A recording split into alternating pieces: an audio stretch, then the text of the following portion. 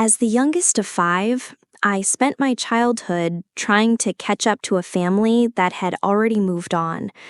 My siblings, Mike, Chris, Rachel, and Josh, were my heroes. I just wanted them to see me, to let me in. The first time I realized I was invisible to them was for Mike's wedding. I was 10. When they announced it was a child-free wedding, I never dreamed they meant me. I'd been so excited, even asking Mom if I could wear one of her necklaces. That's when she sat me down. Mike and Sarah are having an adults-only wedding, Emily. You won't be able to come. But I'm not like other kids. I'll be quiet, I promise. It's just for adults, sweetie. You'll understand when you're older. I didn't understand. I cried for hours, left with a babysitter, while my brother, my hero, got married without me. 2 years later, Chris's wedding. I was 12. Same rule, same empty excuse. It's not personal, Emily. How could it not be personal? When Rachel got engaged, I was 15. The rule became no one under 16. I was so close it felt like a deliberate slap in the face. I begged her. Can't I be an exception? I'm your sister. If I make an exception for you, what about the other kids? It wouldn't be fair. Fair? It's not fair that I can't go to any of your weddings. I'm not just some kid. I'm your sister. For that outburst, my parents grounded me for 6 months. By the time Josh got married when I was 17, I was numb. Child-free, of course. I didn't even bother asking. They had made it perfectly clear. I wasn't family. I was just an inconvenient child they had to manage. Years passed. I stopped trying. When I met my fiancé, Tyler, I'd built a life that didn't revolve around begging for their approval. He was the first person who was genuinely shocked. Wait, they banned you from 4 weddings, even when you were 15? That's seriously messed up. Hearing him say it made me realize just how messed up it was. So when we got engaged, I knew one thing for certain. My wedding would be filled only with people who actually loved me. I left my siblings off the guest list. I didn't make a scene, I just didn't send the invitations. The explosion came 2 months before the wedding.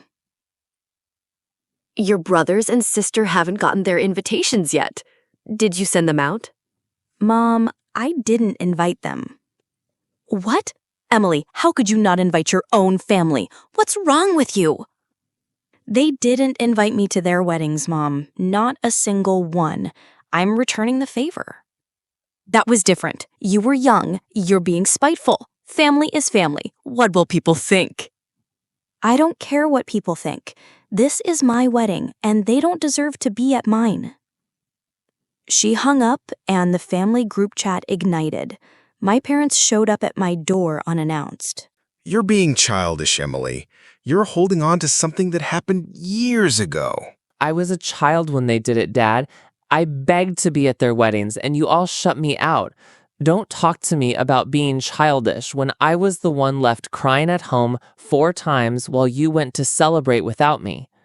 They stood there, stunned into silence. I looked at my mother's face, readying for tears. You can keep defending them, but I'm not changing my mind. If they cared, they would have shown it back then. The morning of my wedding, I stood in my dress, surrounded by friends who were my real family. My maid of honor, Jenna, hugged me. It's okay to feel that. Just because you made the right choice doesn't mean it doesn't hurt. She was right, but when I walked down the aisle and saw Tyler waiting for me, all the hurt washed away. I wasn't the forgotten little sister anymore. I was a bride, surrounded by people who had never once made me feel like I didn't matter. It was perfect. Later, a cousin pulled me aside to tell me that my mother and Rachel had thrown a pity party dinner that night as an alternative to my wedding. I just laughed. It was so pathetic, so perfectly them. I'm so happy. And for the first time, I knew my happiness didn't depend on them at all. After the wedding, I thought the drama was over, but they couldn't let it go. My mom showed up at our apartment one Sunday afternoon. This has gone far enough. Your siblings are devastated. You don't get to show up here and lecture me, Mom. They didn't make the cut. That's their fault, not mine. I think it's time for you to leave. You'll regret this, Emily. You'll miss us one day. No, Mom, I won't. Then I did what I should have done years ago. One by one, I blocked them all. My siblings, my enabling aunts, even my parents. The silence that followed was the most peaceful sound I'd ever heard. A month later, a text came through from an unknown number. It was Rachel. You've destroyed this family. I hope you're happy. I stared at the message for a second, then deleted it without a reply. Because the truth was, I was happy. I was free. I had everything I ever needed, and none of it had ever come from them.